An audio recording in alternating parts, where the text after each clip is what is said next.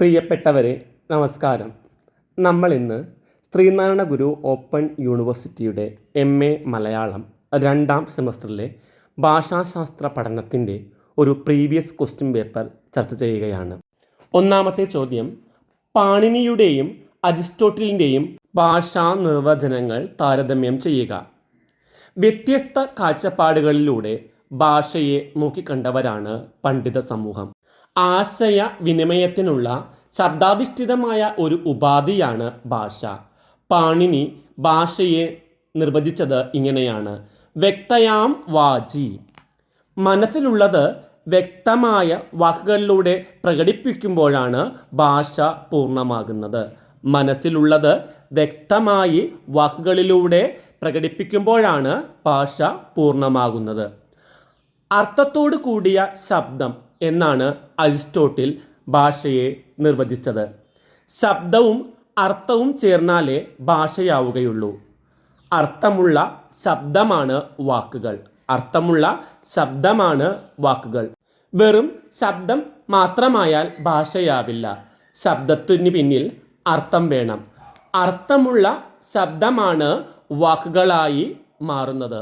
വാക്കുകൾ ചേർന്നാൽ വാചകങ്ങൾ ഉണ്ടാകും. അതാണ് ഭാഷ. അർത്ഥസമ്പുഷ്ടമായ ശബ്ദ സഞ്ചയമാണ് ഭാഷ എന്ന് ചുരുക്കത്തിൽ പറയാം. രണ്ടാമത്തെ ചോദ്യം, ഏകകാലിക ഭാഷാ സമീപനത്തിൻ്റെ 2 സവിശേഷതകൾ എഴുതുക. ഏതെങ്കിലും ഒരു കാലഘട്ടത്തിലെ ഭാഷയെ വസ്തുനിഷ്ഠമായി അപഗ്രഥിക്കുന്നതാണ് ഏകകാലിക പഠനം. ഏതെങ്കിലും ഒരു കാലഘട്ടത്തിലെ ഭാഷയെ വസ്തുനിഷ്ഠമായി അപഗ്രഥിക്കുന്നതാണ് ഏകകാലിക പഠനം.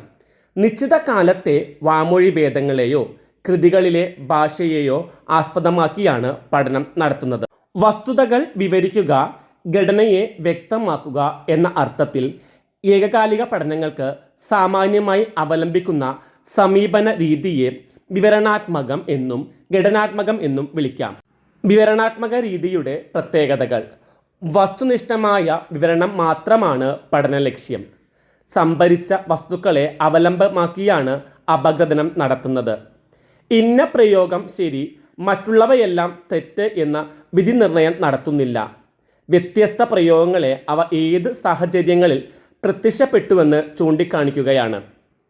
ഭാഷാപ്രയോഗത്തിലുള്ള എല്ലാ തലങ്ങളിലെയും ഘടകങ്ങളെയും അവയുടെ സംയോജന രീതിയെയും വ്യക്തമാക്കുന്ന തരത്തിലുള്ള അപഗ്രഥനാത്മക രീതി അവലംബിക്കുന്നു.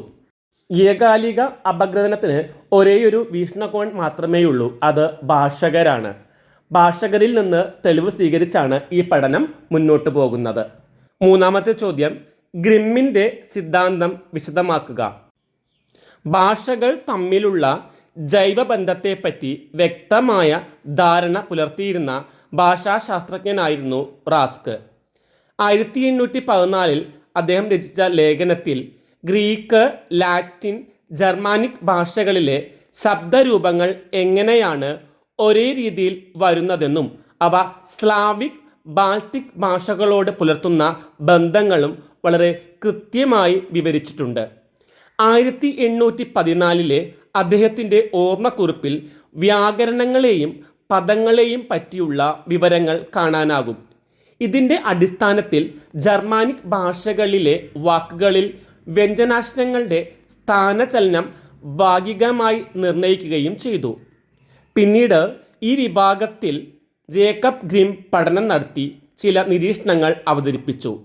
അതിൻ്റെ വെളിച്ചത്തിലുണ്ടായ സിദ്ധാന്തമാണ് ഗ്രിമ്മിൻ്റെ സിദ്ധാന്തം എന്ന് അറിയപ്പെടുന്നത്. ഗ്രിമ്മിൻ്റെ സിദ്ധാന്തം ജർമാനിക് ഭാഷകളുടെ ശബ്ദ പരിവർത്തന നയങ്ങളെക്കുറിച്ചാണ് പറയുന്നത്. ജർമാനിക് ഭാഷകളിലെ വാക്കുകളിൽ വ്യഞ്ജനാക്ഷരങ്ങളുടെ സ്ഥാനചലനവുമായി ബന്ധപ്പെട്ടതാണ് ഇത്. ഇന്ത്യൻ യൂറോപ്യൻ ഭാഷയിലെ ചില അക്ഷരങ്ങൾ ജർമാനിക് ഭാഷകളിലേക്ക് മാറുമ്പോൾ ശബ്ദം മാറുന്നു. ഉദാഹരണം, ലാറ്റിനിലെ PATER എന്നത് ഇംഗ്ലീഷിലേക്ക് വരുമ്പോൾ FATHER എന്നാകുന്നു. ലാറ്റിനിലെ TRES എന്നത് ഇംഗ്ലീഷിൽ THREE എന്നാകുന്നു. ലാറ്റിനിലെ CORNU എന്നത് ഇംഗ്ലീഷിൽ HORN എന്നാകുന്നു. ഈ നിയമം ജർമാനിക് ഭാഷകൾക്ക് മാത്രം ഉണ്ടായ പ്രത്യേക ശബ്ദമാറ്റമാണ്. ഈ നിയമത്തെ ചരിത്ര ഭാഷാശാസ്ത്രത്തിലെ വലിയ കണ്ടെത്തലായിട്ടാണ് കാണുന്നത്. നാലാമത്തെ ചോദ്യം, മലയാള സ്വനിമ വ്യവസ്ഥയ്ക്ക് സംസ്കൃത ഭാഷാ സമ്പർക്കത്തിൻ്റെ ഫലമായുണ്ടായ മാറ്റങ്ങൾ എഴുതുക. ഉച്ചാരണം വന്ന പുതിയ സ്വനിമങ്ങൾ. ശ, ഷ, സ, ഹ തുടങ്ങിയ സംസ്കൃത സ്വനിമങ്ങൾ മലയാളത്തിൽ സ്ഥിരമായി ഉപയോഗിക്കാൻ തുടങ്ങി. സ്വര സ്വനിമങ്ങളിൽ വന്ന മാറ്റം. സംസ്കൃത സമ്പർക്കം മൂലം എറു, എനു എന്നീ സംസ്കൃത സ്വരങ്ങൾ മലയാളത്തിൽ വന്നു. എനു ഇന്ന് ഉപയോഗത്തിലില്ല. സംയുക്താക്ഷരങ്ങളുടെ വ്യാപനം. ക്ര, ത്ര, ഗ്യ, ഷ തുടങ്ങിയ അക്ഷരങ്ങളുടെ വ്യാപനം. സ്വദേശീയ സ്വനിമങ്ങൾക്ക് മാറ്റം. പഴയ മലയാള ശബ്ദത്തിലെ ഴ, ണ, ന എന്നീ ശബ്ദങ്ങൾക്ക് പുറമെ സംസ്കൃതത്തിൻ്റെ ശുദ്ധ ശബ്ദങ്ങൾ വേർതിരിച്ച് ഉപയോഗിക്കാൻ തുടങ്ങി. ഉദാഹരണം ശ, ഷ, സ എന്നിവ. അധികര ഘോഷങ്ങളുടെ വ്യതിരക്ത ഉച്ചാരണം മിക്ക മലയാളികൾക്കും ബാലികേറ മലയാണെങ്കിലും സംസ്കൃത ഭാഷയിൽ നിന്ന് സ്വീകരിച്ചിട്ടുള്ള പദസമ്പത്ത് നോക്കുമ്പോൾ അവയെല്ലാം മലയാള സ്വനിമങ്ങളായി തന്നെ സ്വീകരിക്കേണ്ടി വരും. നമ്മൾ സംസ്കൃതത്തിന് സ്വീകരിച്ചവയാണ് അധികരം, മൃദു, ഘോഷം, ഊഷ്മാക്കൾ എന്നിവ. അഞ്ചാമത്തെ ചോദ്യം, ഗ്ലോട്ടോക്രോണോളജി എന്താണെന്ന് വിശദമാക്കുക. ഒരു പൊതു പ്രഭവ കേന്ദ്രത്തിൽ നിന്നും ചരിത്രപരമായി വേർപെടുകയും അതുമായി ഭാഷാശാസ്ത്രപരമായ ബന്ധം സൂക്ഷിക്കുകയും ചെയ്യുന്ന ഒരു ഭാഷയെ പരിശോധിക്കുമ്പോൾ രണ്ട് ഭാഷകളും തമ്മിലുള്ള വേർപിരിയലിന് ശേഷമുള്ള ഘട്ടത്തിലും സൂക്ഷിക്കുന്ന സജാത പദങ്ങളുടെ പരിണാമം നിർണയിക്കാനുള്ള ശ്രമം ഭാഷാശാസ്ത്രകാരന്മാർ ചെയ്യാറുണ്ട്. അത് ഗ്ലോട്ടോക്രോണോളജി എന്ന പേരിൽ അറിയപ്പെടുന്നു. സജാത പദങ്ങളുടെ പരിണാമം നിർണയിക്കുന്ന പദ്ധതിയാണ് ഇത്. ആറാമത്തെ ചോദ്യം, പ്രാക് ഭാഷ, സജാതീയ ഭാഷകൾ എന്നിവ നിർവചിക്കുക. പരസ്പരം സാദൃശ്യം ഉൾവഹിക്കുന്ന ഭാഷകളുടെ പ്രകൃതികൾ, പ്രത്യയങ്ങൾ, പ്രകൃതി പ്രത്യയയോഗം എന്നിവ പരിശോധിച്ച് അവ ഒരേ ഗോത്രത്തിൽ ഉൾപ്പെടുന്നവയാണോ എന്ന് കണ്ടെത്താൻ സാധിക്കും. ഒരേ ഭാഷ തന്നെ വ്യത്യസ്ത ഭൂപ്രദേശങ്ങളിൽ സംസാരിക്കേണ്ടി വരുമ്പോൾ കാലാന്തരത്തിൽ അവ തിരിച്ചറിയാൻ കഴിയാത്ത രീതിയിൽ വ്യത്യസ്തമായേക്കാം.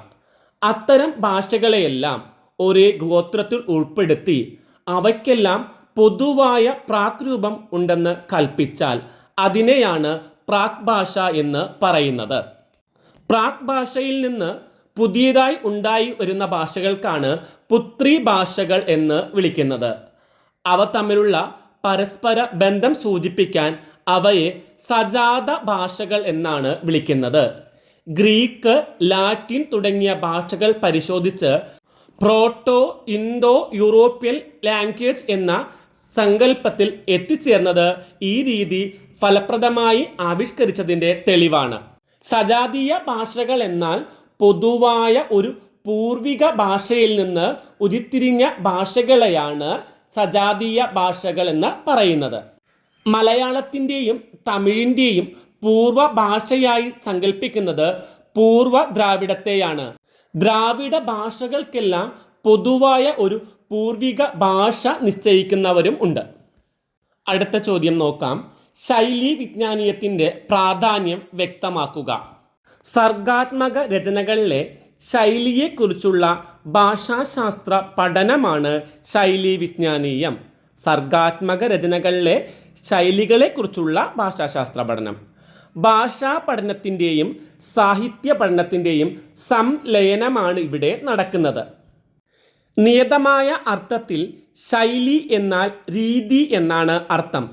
ആധുനിക ശൈലീ വിജ്ഞാനീയത്തിലെ സൈദ്ധാന്തിക വ്യവസ്ഥകൾക്ക് തുടക്കം കുറിച്ചത് മിഷേൽ റിഫേട്രയുടെ ക്രൈറ്റീരിയ ഫോർ സ്റ്റൈൽ അനാലിസിസ് ആണ്.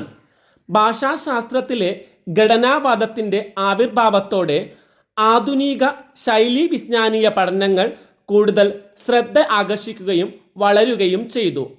വാക്യങ്ങൾക്ക് അപ്പുറത്തുള്ള ഘടകങ്ങളുടെ പരസ്പര ബന്ധത്തിലാണ് ശൈലി പഠനം ഊന്നൽ കൊടുക്കുന്നത്. എഴുത്തുകാരൻ്റെ വ്യക്തിത്വത്തോട് ബന്ധപ്പെട്ടു നിൽക്കുന്ന ഒന്നാണ് ശൈലി. പ്രയോഗ വൈചിത്ര്യങ്ങളുടെ അടിസ്ഥാനമെന്തെന്ന് ശൈലീ വിജ്ഞാനീയത്തിലൂടെ കണ്ടെത്താൻ സാധിക്കുന്നു. ഭാഷാശാസ്ത്രത്തിൻ്റെ വസ്തുനിഷ്ഠവും ബഹിർമുഖവുമായ രീതിക്കും സാഹിത്യ വിമർശനത്തിൻ്റെ അന്തർമുഖമായ രീതിക്കും ഇടക്കാണ് ശൈലീ വിജ്ഞാനീയത്തിൻ്റെ സ്ഥാനം. ഒന്നുകൂടി നോക്കാം. ഭാഷാശാസ്ത്രത്തിൻ്റെ വസ്തുനിഷ്ഠവും ബഹിർമുഖവുമായ രീതിക്കും സാഹിത്യ വിമർശനത്തിൻ്റെ അന്തർമുഖവുമായ രീതിക്കും ഇടയിലാണ് ശൈലീ വിജ്ഞാനീയത്തിൻ്റെ സ്ഥാനം. പുരക്ഷേപണം, ഐക്യം, താളം എന്നിവയാണ് ശൈലീ വ്യതിയാനം ഉണ്ടാകുന്നതിൻ്റെ അടിസ്ഥാന തത്വങ്ങൾ. എട്ടാമത്തെ ചോദ്യം, ഭാഷാഭേദ വിജ്ഞാനീയത്തിൻ്റെ പ്രസക്തി വിവരിക്കുക. മനുഷ്യ ഭാഷകളിൽ പ്രാദേശികവും സാമൂഹികവുമായ കാരണങ്ങൾ കൊണ്ട് ഉച്ചാരണം, വ്യാകരണം, പദം, അർത്ഥം എന്നീ മേഖലകളിൽ പ്രകടമായ വ്യതിയാനങ്ങൾ ഉണ്ടാകാറുണ്ട്. മനുഷ്യഭാഷകളിൽ ഏതെല്ലാം കാരണങ്ങൾ കൊണ്ട്? പ്രാദേശികവും സാമൂഹികവുമായ കാരണങ്ങൾ കൊണ്ട് ഉച്ചാരണം, വ്യാകരണം, പദം, അർത്ഥം എന്നീ മേഖലകളിൽ വ്യത്യാസങ്ങൾ ഉണ്ടാകാറുണ്ട്. ഈ വ്യതിയാനങ്ങളെക്കുറിച്ച് പഠിക്കുന്ന ഭാഷാശാസ്ത്ര ശാഖയെയാണ് ഭാഷാഭേദ വിജ്ഞാനം എന്ന് പറയുന്നത്. പ്രാദേശിക വ്യത്യാസങ്ങൾക്കാണ് ഈ പഠനശാഖ മുൻതൂക്കം നൽകുന്നത്. ഓരോ വ്യക്തിക്കും ഓരോ ഭാഷയുണ്ട്. വ്യക്തിയുടെ ഭാഷക്കാണ് വ്യക്തിഭാഷ എന്ന് പറയുന്നത്. കേരളത്തിൻ്റെ മാനക ഭാഷ മലയാളമാണ്. എന്നാൽ തെക്കൻ കേരളത്തിലെയും മധ്യ കേരളത്തിലെയും വടക്കൻ കേരളത്തിലെയും മലയാള സംഭാഷണത്തിന് വലിയ വ്യത്യാസം കാണാൻ കഴിയും. തിരുവനന്തപുരം ഭാഷ, കോട്ടയം ഭാഷ, തൃശ്ശൂർ ഭാഷ, കോഴിക്കോടൻ ഭാഷ, കാസർഗോഡൻ ഭാഷ എന്നൊക്കെ നമ്മളിതിനെ വിളിക്കാറുണ്ട്. ഈ ഉച്ചാരണ വ്യത്യാസം പ്രമാണിച്ച് വ്യാകരണ സംബന്ധമായി വ്യത്യാസമൊന്നുമില്ലെങ്കിലും ഉച്ചാരണ ശൈലിയിലും പദങ്ങളിലും പ്രകടമായ ദേശീയഭേദം പ്രദർശിപ്പിക്കുന്ന ഭാഷാഭേദങ്ങളെയാണ് ഉപഭാഷ അല്ലെങ്കിൽ ഡയലക്റ്റ് എന്ന് വിളിക്കുന്നത്. ഈ ഭാഷയിൽ വ്യാകരണപരമായി ഒരു വ്യത്യാസമുണ്ടാകില്ല. അതേസമയം ഉച്ചാരണ ശൈലി, പദങ്ങൾ എന്നിവയിലാണ് വ്യത്യാസം കാണുന്നത്. ഓരോ വ്യക്തിയെയും അടയാളപ്പെടുത്തുന്ന ഭാഷാ പ്രയോഗങ്ങളാണ് വ്യക്തിഭാഷകൾ. ഓരോ വ്യക്തിയെയും അടയാളപ്പെടുത്തുന്ന ഭാഷാ പ്രയോഗങ്ങളാണിവ. വ്യക്തിഭാഷകൾ ചേർന്നാണ് ഭാഷാഭേദം രൂപം കൊള്ളുന്നത്. ഇന്നത്തെ ക്ലാസ് നമുക്ക് ഇവിടെ അവസാനിപ്പിക്കാം. ചോദ്യപേപ്പറിൻ്റെ മറ്റു ചോദ്യങ്ങൾ അടുത്തൊരു ക്ലാസ്സിൽ ചർച്ച ചെയ്യാം. ക്ലാസ് ഇഷ്ടമായിട്ടുണ്ടെങ്കിൽ ലൈക്ക് ചെയ്യാനും ഷെയർ ചെയ്യാനും കമൻറ്റ് ചെയ്യാനൊന്നും മറക്കരുത്. നമുക്ക് മറ്റൊരു ക്ലാസ്സുമായി കാണും വരെ എല്ലാവർക്കും നന്ദി, നമസ്കാരം.